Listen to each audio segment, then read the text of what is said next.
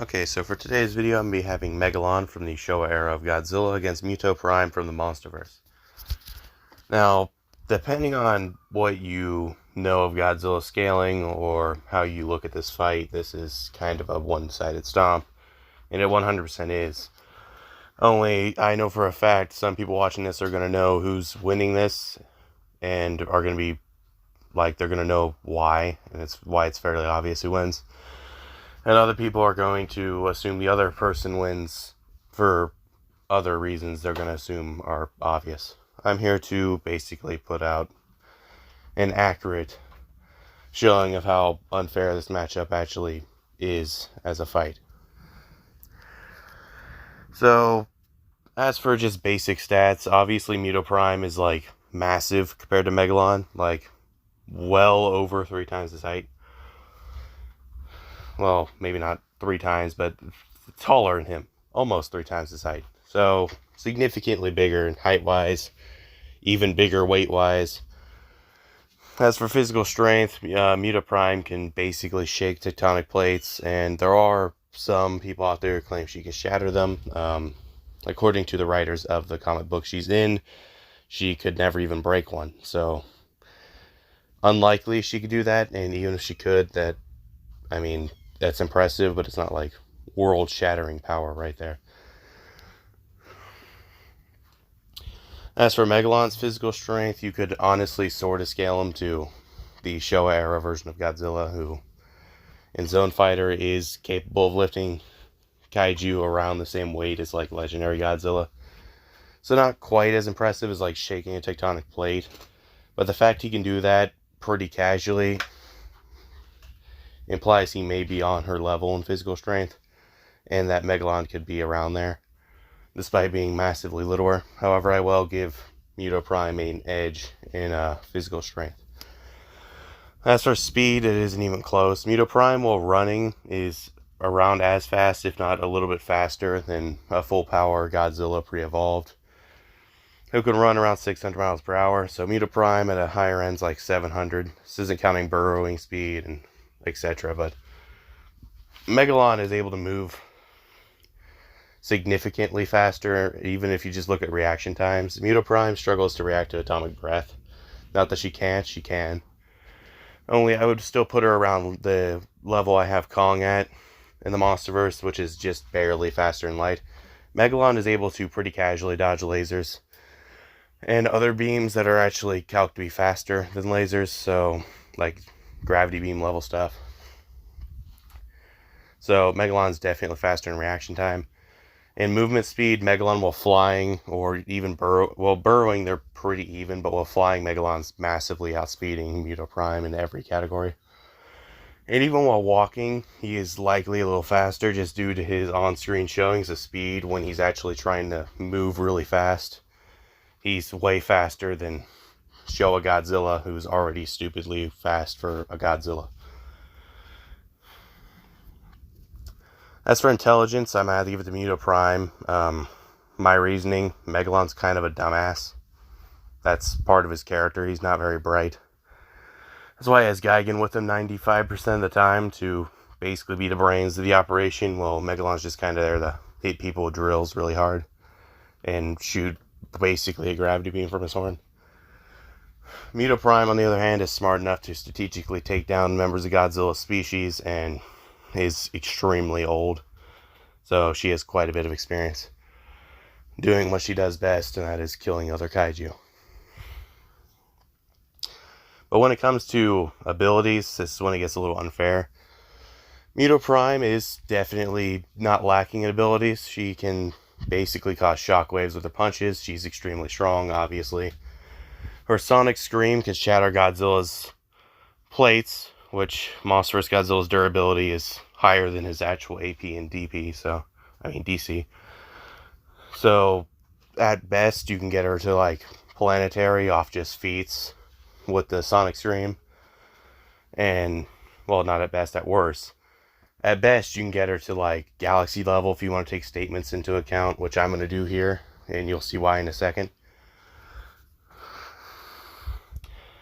She can also put her offspring in you with weird little tendril things on her face. but she kind of has to have you like pinned down and like badly injured to do that. And even then, like, she's not going to do that to something that isn't like Gojira, most likely, or something as little as Megalon. Like, the M.U.T.Os would already be his size by the time they're like about to hatch. So yeah, probably not going to do that. Megalon, on the other hand, he could fire something very similar to a gravity beam.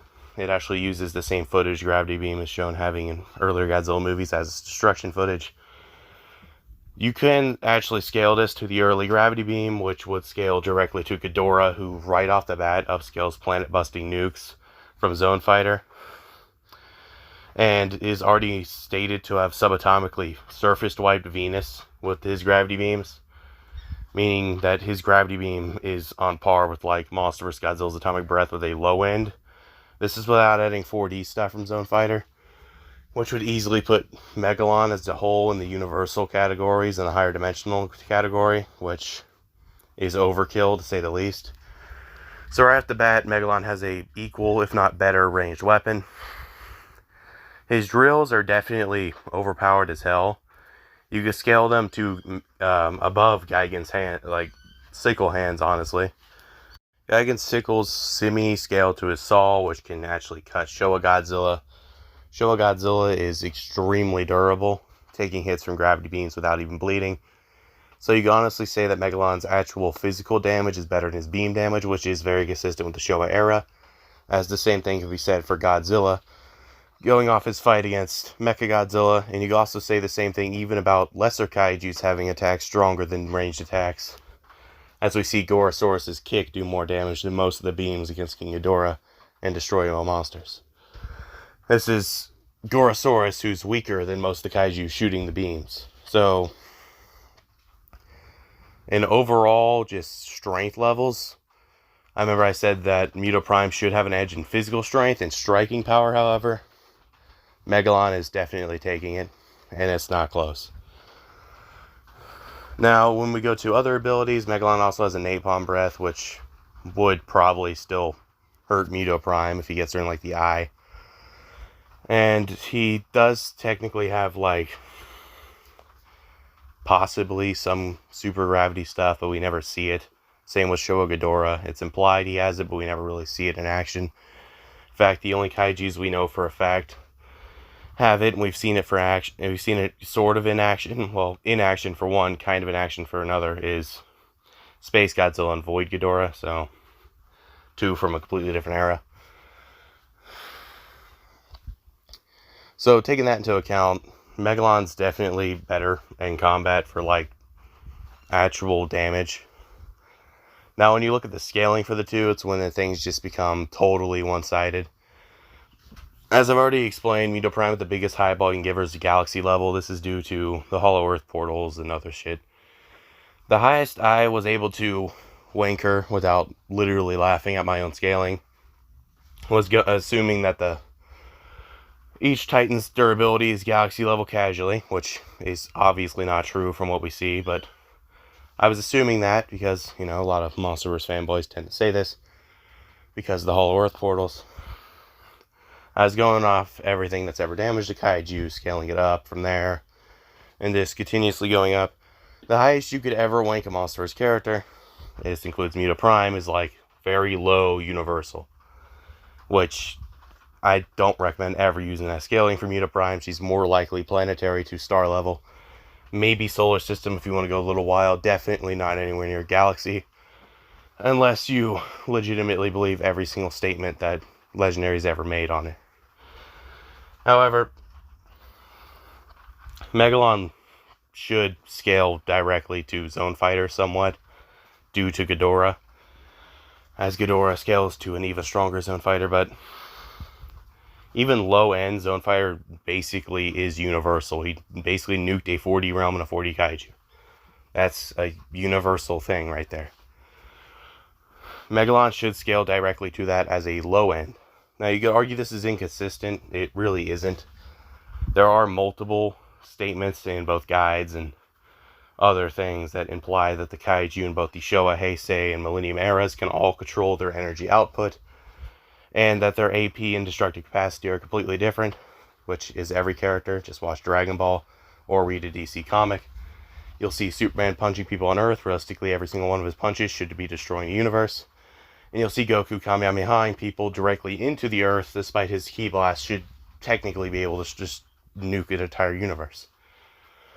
So you can't really use the inconsistency argument when every other verse has this, and none of those other characters really get argued as inconsistent.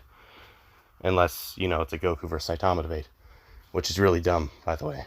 Goku Solo's neg diff. But, anyways. Yeah, scaling-wise, Megalon is stomping M.U.T.O Prime. Like, it's not close. The only reason I really had this debate is because they're kind of like the same kaiju. They're both heavily inspired by beetles. They're both underground. They both actually put up a decent fight against Godzilla. And there are some people who think M.U.T.O Prime skeleton will be used to make a Gigan. Slick actually did this in an animation. Check out his channel, by the way. And there are obviously connections with Megalon and Gigan, so I was just kind of randomly thought of this matchup. Ultimately, it's a one-sided slaughter, unless we use like Gemstone Gigan, which is a whole other debate. One I actually will probably do, because unlike this one, Megalon is actually, like, you could put him against M.U.T.O Prime and he's not like one-shotting her. In fact, from what I'm thinking right now, M.U.T.O Prime actually probably wins that one. But we'll see if I ever make a video on that, which I probably will now that I'm really thinking about it. Anyways, if you enjoyed the video, please consider liking and subscribing, and I'll see you guys in the next one. Bye.